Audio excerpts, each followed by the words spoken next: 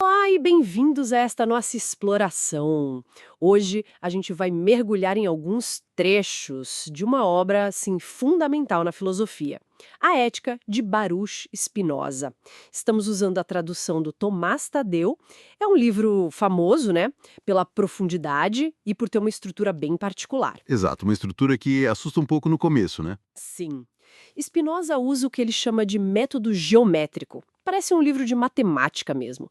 Tem definições, axiomas, proposições. É como se ele estivesse provando teoremas passo a passo. Uhum. E a nossa ideia aqui é tentar extrair as pérolas desse pensamento que é bem complexo. As ideias dele sobre Deus, sobre a realidade, a mente, as emoções e o caminho para a liberdade, mas sem se perder totalmente na complexidade do método, né? É um bom desafio. A tradução do Tomás Tadeu ajuda nisso. Ela busca ser fiel, mas usa um português mais acessível, até com recursos visuais, tipo negrito nas proposições para a gente se achar. Legal. Bom, vamos tentar desembrulhar isso então. Por que Spinoza ainda importa tanto, né? Essa visão dele de Deus, do universo? É algo que continua a mexer com a gente? Com certeza. É uma visão radical que desafia muitas das nossas intuições mais básicas. Então, ele começa com definições que são, assim, a chave de tudo. Logo de cara, causa de si. Aquilo cuja essência já implica a existência. Isso. Depois, substância. O que existe em si e é concebido por si. Não depende de mais nada. E atributo, que é o que o nosso intelecto percebe como sendo a essência da substância. Parece meio abstrato no começo, né? O que isso significa na prática? Parece abstrato, mas é a base de tudo. Causa de si, essa primeira definição já é radical. Não é algo que recebe a existência de fora. É algo que tem que existir pela sua própria natureza. Pensar que não existir seria tipo uma contradição. Entendi. E isso leva direto para a proposição 7. A natureza de uma substância pertence ao existir. A substância, por definição, definição 3, não depende de nada mais, nem para existir, nem para a gente poder entender o que ela é. É o fundamento último mesmo, autossuficiente. E ele já tira umas consequências disso, né? Tipo, a proposição 5, que diz que não pode haver duas substâncias com a mesma natureza, o mesmo atributo. E a 8, que toda substância tem que ser infinita. Como assim infinita? A gente vê tudo como limitado. Exato. O argumento é lógico. Se a substância é causa de si, se a existência pertence à essência dela, ela não pode ser limitada por outra coisa de mesma natureza porque a proposição 5 já diz que não podem existir duas iguais. Certo. Se ela fosse finita, algo teria que limitá-la. Como não tem nada igual para fazer isso, a única saída é que ela seja infinita na sua própria natureza. Ser finito para Spinoza é uma espécie de negação parcial, sabe? Uma limitação.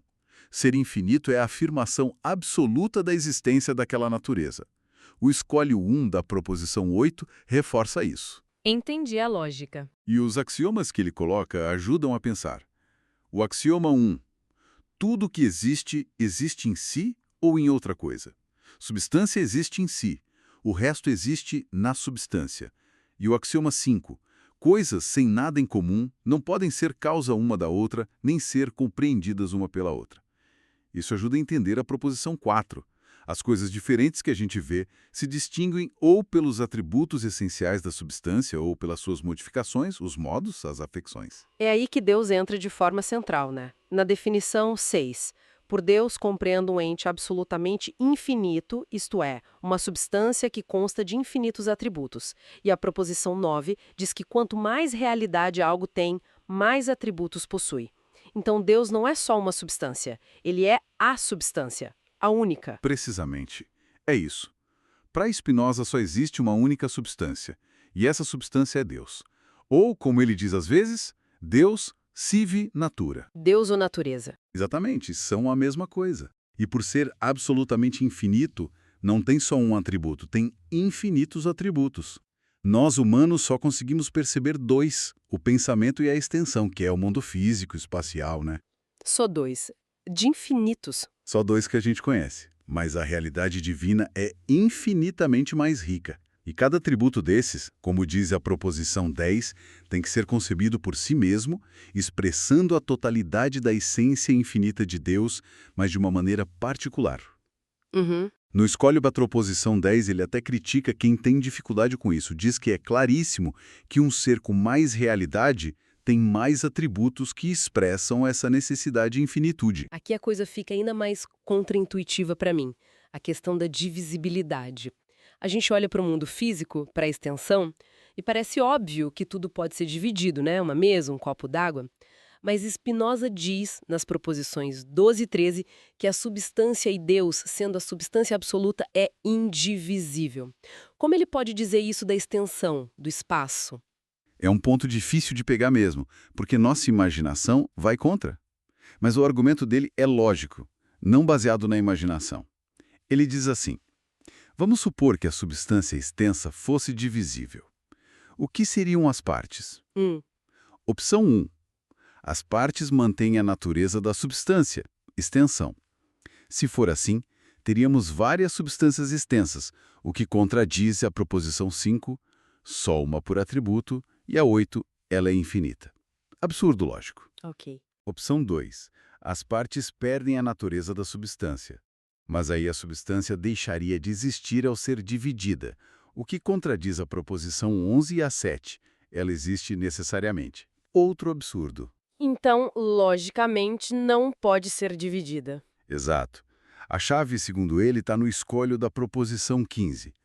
A gente confunde a quantidade como a imaginamos, abstrata, superficial, divisível em partes, com a substância como a entendemos pelo intelecto, infinita, única, indivisível. A matéria, enquanto substância, enquanto extensão pura, é una. As partes que a gente vê são só modos, modificações temporárias dessa substância única. Como a água. Posso dividir um copo d'água em gotas, mas não a substância água. Mais ou menos. Ele usa esse exemplo da água. Posso dividir a água enquanto modo, mas não a substância corpórea em si. A substância é o fundo indivisível onde essas divisões modais acontecem. Entendi a lógica, mesmo que seja estranho pensar assim. E como esse Deus natureza age? A proposição 16 diz: da necessidade da natureza divina devem seguir-se infinitas coisas de infinitos modos. E a 17: Deus age exclusivamente pelas leis de sua natureza e sem ser coagido por ninguém. Que tipo de ação é essa? Não soa como uma escolha. E não é mesmo uma escolha no sentido humano. É o que ele chama de causalidade imanente, não transitiva. Tudo que existe, tudo que acontece, flui da natureza de Deus com a mesma necessidade que as propriedades de um triângulo fluem da definição de triângulo. Tipo, a soma dos ângulos ser 180 graus não é uma escolha do triângulo. Simplesmente é assim por causa da sua essência. Então Deus não decide criar o mundo. Não. O mundo é a expressão necessária e eterna da essência divina. Por isso, não há livre-arbítrio em Deus, nem propósito externo. Ele age só pela necessidade interna das leis do seu próprio ser. Isso bate de frente, claro, com a ideia de um Deus pessoal, que tem planos, vontades, que faz escolhas. Totalmente. Spinoza critica muito a ideia de causas finais, achar que as coisas existem para alguma finalidade. No apêndice da parte 1, ele diz que isso é um preconceito humano. A gente projeta nossos próprios desejos na natureza porque não conhecemos as causas reais, as causas eficientes, o como as coisas acontecem de fato. Então, atribuir vontade ou intelecto a Deus como os nossos é um erro. É um erro, uma limitação, segundo ele. O escolho 2 da proposição 33 fala disso, é tentar encaixar o infinito no finito. Que visão de mundo, hein?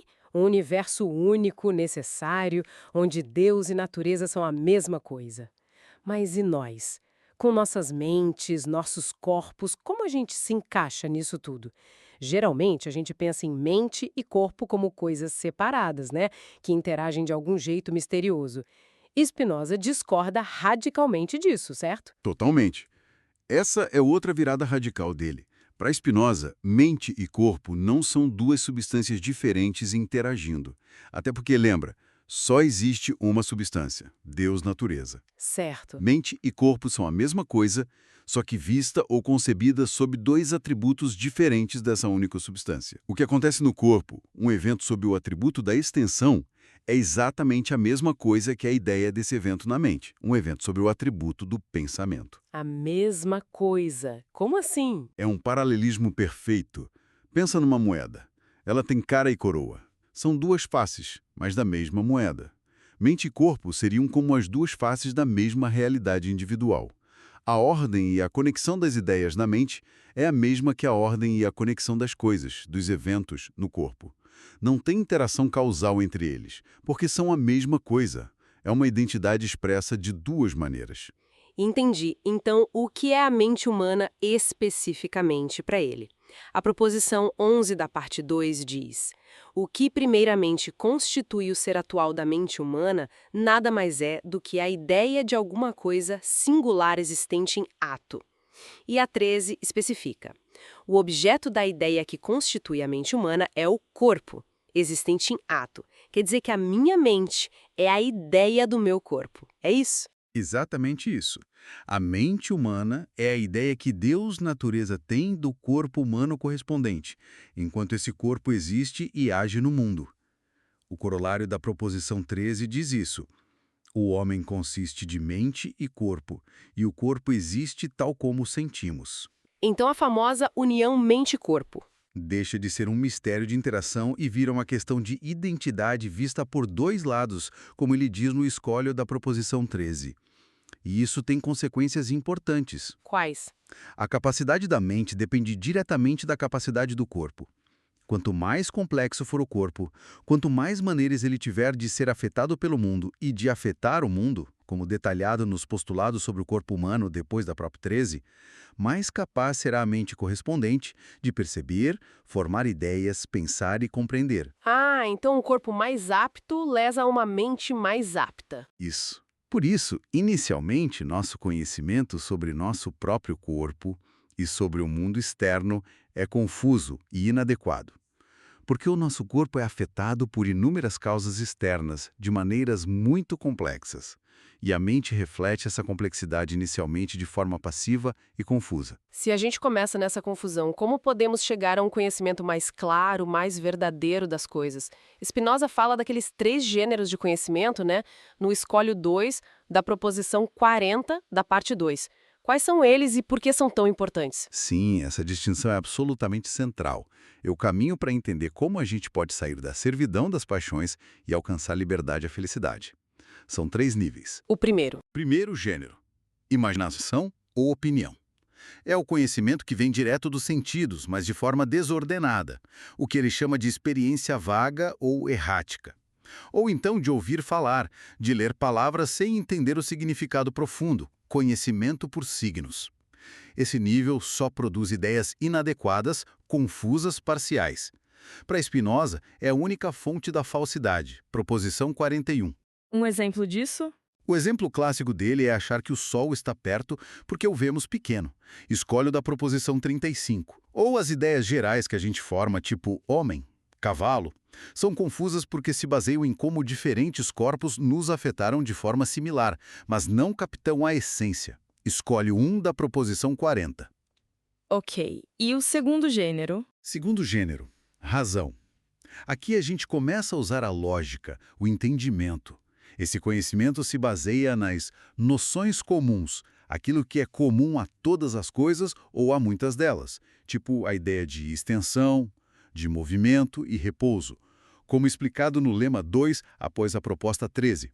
E também se baseia em ideias adequadas das propriedades das coisas, proposições 38 e 39. E esse é verdadeiro. Sim, a razão nos dá conhecimento necessariamente verdadeiro, proposta 41. É ela que nos permite distinguir o verdadeiro do falso, proposta 42. E, importante, a razão percebe as coisas como necessárias, como seguindo leis, não como contingentes ou acidentais, proposta 44. E o terceiro? O mais elevado. Terceiro gênero, ciência intuitiva. Esse é o ápice. Ele vai da ideia adequada da essência dos atributos de Deus para o conhecimento adequado da essência das coisas singulares.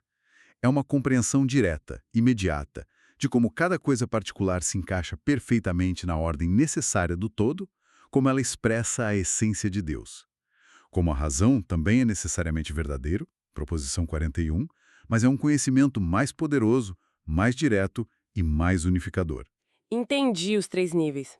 Mas essa ideia de necessidade que a razão e a ciência intuitiva revelam nos leva de volta à questão da liberdade, né? Se tudo segue necessariamente de Deus natureza, até nossos pensamentos e desejos, onde fica o livre-arbítrio? Spinoza parece negar completamente. A proposição 32 diz: a vontade não pode ser chamada causa livre, mas apenas necessária. E a 48: não há na mente nenhuma vontade absoluta ou livre. Exato. Ele é um determinista rigoroso. Para ele, a nossa sensação comum de que temos uma vontade livre, que podemos escolher independentemente de causas anteriores, É uma ilusão. uma ilusão. Por quê? Por quê? Porque, segundo ele, no Escolhe da Propo 35, que também no apêndice da parte 1, essa sensação vem do fato de que temos consciência das nossas ações e dos nossos desejos. Mas somos ignorantes das causas complexas que nos determinaram a ter aqueles desejos e a agir daquela forma específica. O exemplo da pedra rolando. Isso. É como a pedra rolando morro abaixo que, se tivesse consciência só do seu movimento e esforço, acharia que estava escolhendo rolar livremente, sem saber da gravidade do empurrão inicial. E a vontade como uma faculdade da mente. Ele também desmonta isso. No escolho da proposição 48, ele argumenta que vontade e intelecto não são faculdades separadas como caixinhas na mente. O que existe, na verdade, são apenas volições particulares, atos de querer algo e ideias particulares. E mais, ele diz na proposição 49, cada volição é, no fundo, uma ideia, e toda ideia por si só já envolve uma afirmação ou negação. Como assim? A ideia de triângulo, por exemplo, já afirma implicitamente que a soma dos seus ângulos é 180 graus. Você não precisa de uma vontade separada para decidir afirmar isso depois de ter a ideia. A afirmação está contida na própria ideia adequada. No longo escolho da Propo 9, ele debate isso dizendo que a vontade não é mais ampla que o intelecto. Uau! Ok, então vivemos num universo necessário, determinado. Mente e corpo são uma só coisa vista de 2 lados. Não temos livre-arbítrio no sentido tradicional. Como as emoções, ou afetos, como ele chama, entram nessa história toda? Ele tem uma abordagem bem científica para isso, né? Diz no prefácio da parte 3 que vai tratar os afetos como se fossem linhas, superfícies ou corpos. É uma abordagem fria para algo tão humano e passional. É uma abordagem naturalista, não necessariamente fria. O ponto dele é: os afetos, alegria, tristeza, amor, ódio, etc., não são defeitos da natureza humana. Não são pecados ou algo fora da ordem natural que a gente precise lamentar ou reprimir irracionalmente. São fenômenos naturais, tão naturais quanto uma tempestade ou a gravidade. Eles seguem leis universais como tudo mais na natureza, Deus. E por isso podem ser estudados. Exatamente, podem e devem ser compreendidos racionalmente. Ele define um afeto, na definição 3 da parte 3, como afecções do corpo, pelas quais sua potência de agir é aumentada ou diminuída, ajudada ou refreada, e, ao mesmo tempo, as ideias dessas afecções. Olha a conexão mente-corpo de novo. Um afeto é sempre uma mudança no corpo e a ideia dessa mudança na mente. Potência de agir. O que é isso? É a capacidade de agir de acordo com a própria natureza, de ser causa ativa. E aqui ele faz outra distinção crucial, nas definições 1 e 2 da parte 3, entre agir e padecer ou ser passivo. A gente age quando algo acontece dentro ou fora de nós, do qual somos a causa adequada, ou seja, que pode ser explicado só pela nossa natureza, pela nossa compreensão. A gente padece quando algo acontece do qual somos apenas causa parcial, quando somos movidos principalmente por causas externas e por ideias inadequadas. As paixões são os afetos que nós padecemos. Entendi. E o que nos move fundamentalmente? Qual é o motor por trás desses afetos, dessa busca por agir? Spinoza fala do cônatos, certo? Na proposição 6 da parte 3. Exato. O cônatos é fundamental. É o esforço, a tendência inerente a cada coisa singular de perseverar no seu próprio ser, de continuar existindo e, se possível, aumentar sua potência de agir. É a própria essência atual de cada coisa. E como isso se relaciona com desejo, vontade? Quando esse esforço se refere só à mente, ele chama de vontade. Quando se refere à mente e ao corpo juntos, chama de apetite. E quando temos consciência desse apetite, aí sim é o desejo, como ele explica no escolho da própria 9, da parte 3. O desejo é a essência mesma do ser humano, enquanto concebida como determinada a agir por alguma afecção. E aqui vem aquela inversão famosa sobre o bem, né? Sim, é no mesmo escolho da proposição 9.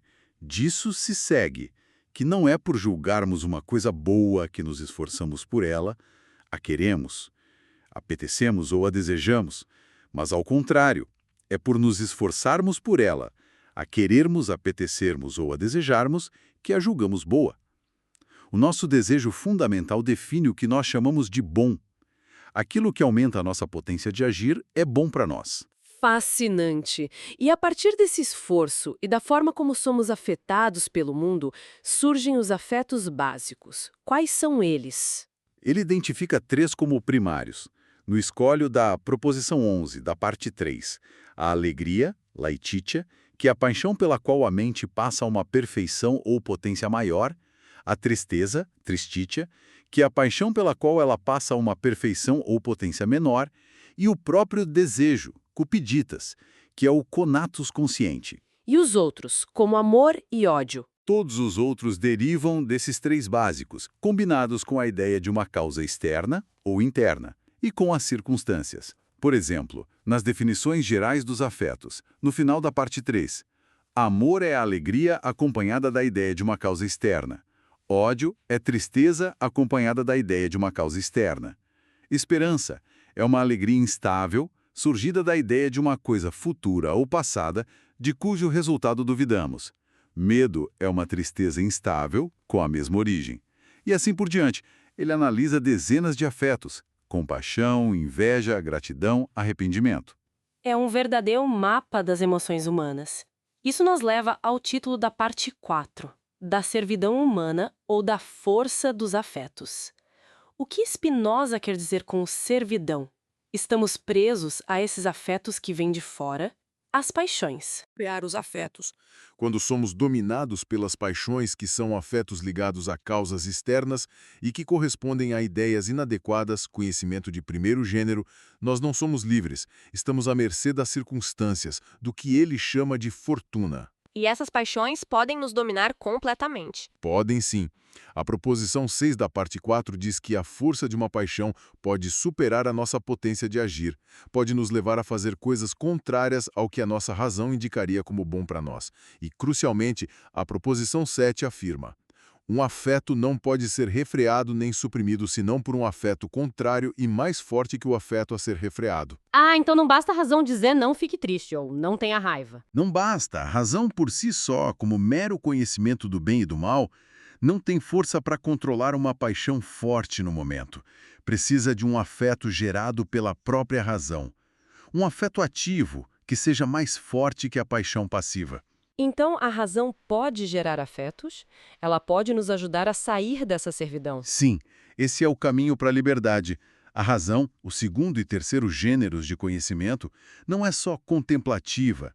Ela nos prescreve buscar o que é verdadeiramente útil para nós, que é conservar nosso ser agindo segundo as leis da nossa própria natureza. Escolhe o da própria 18 da parte 4. Isso é a virtude. E o principal meio para alcançar essa virtude é compreender, conhecer, próprio 26 da parte 4. E qual o objeto principal desse conhecimento? O bem supremo da mente, a sua virtude suprema, é o conhecimento de Deus, proposição 28 da parte 4. Quanto mais entendemos Deus, natureza e nosso lugar necessário dentro dessa ordem, mais agimos de acordo com nossa natureza e menos somos joguetes das paixões. A razão também gera seus próprios afetos ativos, como a alegria que vem da compreensão. E a razão também nos leva a viver em sociedade? Com certeza. A razão nos mostra que nada é mais útil para o ser humano que busca a virtude do que outro ser humano que também vive sob a condução da razão. Proposição 35, corolário 1 e 2. A cooperação racional aumenta a potência e a segurança de todos. Proposição 37. E como? Concretamente, a razão, o intelecto, consegue dominar os afetos passivos. A parte 5 da potência do intelecto, ou da liberdade humana, fala disso, né? Sim, a parte 5 detalha as estratégias, digamos assim, que o intelecto tem para lidar com as paixões e nos conduzir à liberdade. Pelo próprio conhecimento claro e distinto do afeto.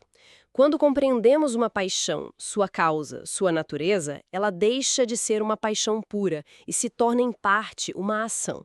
A compreensão diminui seu poder sobre nós, prop 3 da parte 5. Separando o afeto da ideia confusa de sua causa externa.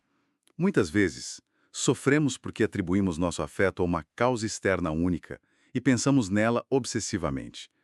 Se entendermos a complexidade das causas, ou separarmos o sentimento daquele pensamento fixo, o afeto perde força. Prop 2 da parte 5. E o terceiro? Terceiro, compreendendo a necessidade de todas as coisas.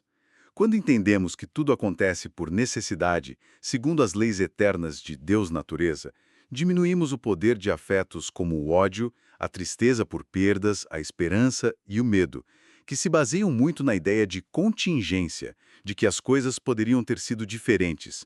Prop 6 da parte 5. E o último ponto? Quarto, e talvez o mais poderoso, ordenando e conectando as afecções do corpo segundo a ordem do intelecto. Isso significa ligar nossos afetos a muitas causas, ou, melhor ainda, a pensamentos verdadeiros, especialmente a ideia de Deus-natureza como causa imanente e eterna de tudo, prop 9, 10, 14 da parte 5. Quanto mais um afeto está ligado à ideia de Deus, menos ele é uma paixão e mais ele é uma alegria ativa. E qual é o ponto máximo dessa liberdade, a felicidade suprema que Spinoza descreve? É um estado que nasce do nível mais alto de conhecimento, o terceiro gênero, a ciência intuitiva. É o que ele chama de amor intelectual de Deus, amor intellectualis Dei, corolário da prop 32 da parte 5. Amor intelectual, o que é isso exatamente? Não é um amor emocional, comum? Não no sentido de uma paixão. É uma alegria ativa, serena e constante, que acompanha a compreensão profunda e intuitiva de Deus-natureza como causa eterna de tudo, incluindo de nós mesmos. É ver a si mesmo e a todas as coisas como modos necessários da substância divina. Esse amor, por nascer do conhecimento do eterno, é ele mesmo eterno, em parte. Prop 33 da parte 5. E isso é a felicidade. Sim, isso é a beatitude, a felicidade suprema. Prop 42 da parte 5. Ele diz claramente, a beatitude não é o prêmio da virtude, mas a própria virtude. Não é algo que a gente ganha depois de ser virtuoso e controlar as paixões. É a própria atividade da mente em compreender, especialmente através da ciência intuitiva, que constitui a nossa liberdade e felicidade. O sábio, que alcança esse estado, compreende a necessidade de tudo, é muito menos perturbado pelas paixões e desfruta de uma satisfação ativa e constante. Escolhe o da própria 42 da parte 5. Natureza, uma única substância infinita, indivisível, agindo por necessidade interna, sem planos ou vontades humanas. Exato. Mente e corpo são duas faces da mesma moeda, a mesma coisa vista por atributos diferentes. As emoções, os afetos, são fenômenos naturais a serem compreendidos, não combatidos cegamente. Perfeito. E a liberdade, ela não vem de um livre-arbítrio ilusório, de ir contra a natureza das coisas, mas sim do poder da nossa razão, do nosso intelecto, para compreender nosso lugar nessa ordem necessária. E essa compreensão, no seu nível mais alto, culmina nesse amor intelectual a Deus, que é a própria felicidade. É uma visão assim bem exigente intelectualmente, mas também com uma promessa de paz e força interior, né? Exatamente, é uma virada completa de perspectiva. Tira Deus lá do céu e o coloca aqui, na própria estrutura imanente da realidade. Tira as emoções do campo do pecado ou da irracionalidade pura e as coloca no campo da natureza a ser compreendida e, quando possível, transformada pela compreensão. E coloca nossa liberdade não na ilusão de poder escolher qualquer coisa, mas no poder real do nosso entendimento. A ignorância e a passividade nos deixam escravos das causas externas. A compreensão ativa, a razão e a intuição nos libertam, nos tornam causa adequada de nossos próprios afetos e ações. O conhecimento, especialmente dos níveis mais altos, razão e ciência intuitiva, é o caminho para a potência, a virtude e a felicidade duradoura. E talvez fique aqui uma provocação final para quem nos ouve, né? Spinoza sugere que a verdadeira tranquilidade, a força interior, não vem tanto de lutar contra o que acontece ou de buscar recompensas e validações externas, mas sim de aprofundar o nosso entendimento sobre por que as coisas são como são, incluindo nossos próprios sentimentos, nossas reações, vendo tudo como partes necessárias dessa grande teia que é a natureza Deus. Como seria no nosso dia a dia encarar os desafios, as frustrações, até as relações com outras pessoas, não tanto como acidentes a lamentar ou como batalhas a vencer a qualquer custo, mas como fenômenos a compreender dentro de uma cadeia de causas e efeitos. Adotar, mesmo que um pouquinho só, essa perspectiva da necessidade e da busca pela compreensão. Será que isso poderia mudar a forma como a gente vivencia as coisas? Fica aí a reflexão.